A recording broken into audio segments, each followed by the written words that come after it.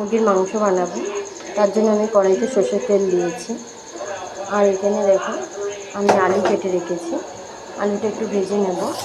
আর মাংসটাও আমি ধুয়ে রেখেছি। দেখো মাংসটার মধ্যে আমি টক দই লাগিয়ে রেখেছি। এখানে আমি মশলা দিয়ে দিচ্ছি।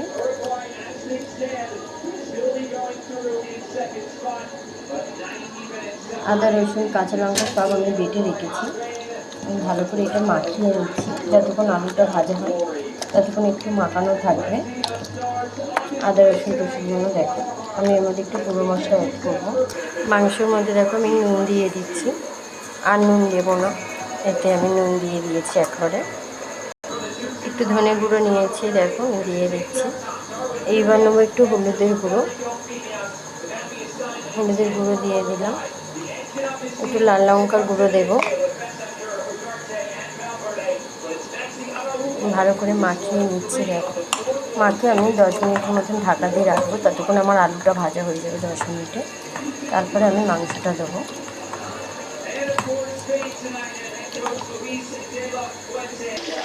আলুটা কিন্তু দিয়ে দিয়েছি কড়াইতে। আমি ভালো করে একটু ভেজে নেব। নেওয়ার পরে আমি মাংসটা দেবো। আলুটা দেখো আমি লাল লাল করে ভেজে নিয়েছি।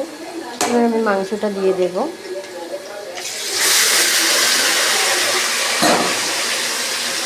মাংসটা দিয়ে ভালো করে আমি কষিয়ে নেব। দেখো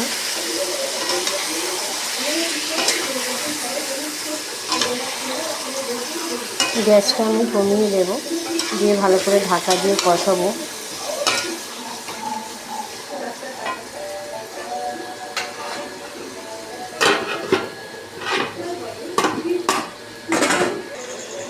মাংসটা দেখো কষা শুরু হয়ে গেছে।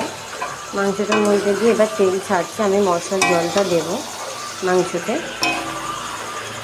দেখো মাংস দিয়ে তেল ছাড়ছে। এবারে আমি জল দেব, মশলার জলটা।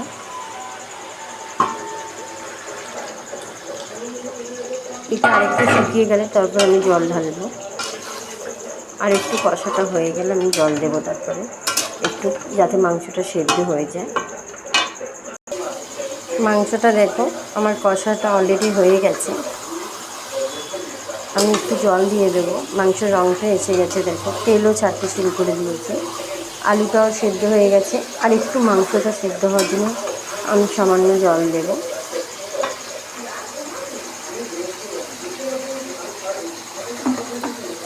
আমি অল্প করে একটু জল ঢেলে দিচ্ছি, দিয়ে আমি একটু ঢাকা দিয়ে রাখবো যাতে মাংসটা আমার সেদ্ধ হয়ে যায়।